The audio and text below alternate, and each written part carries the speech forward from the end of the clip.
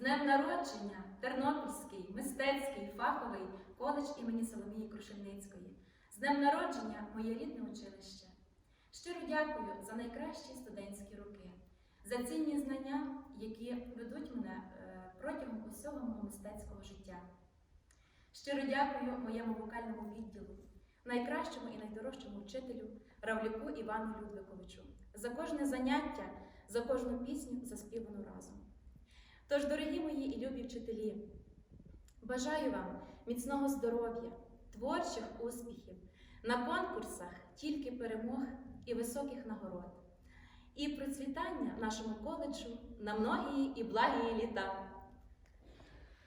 Наші друзі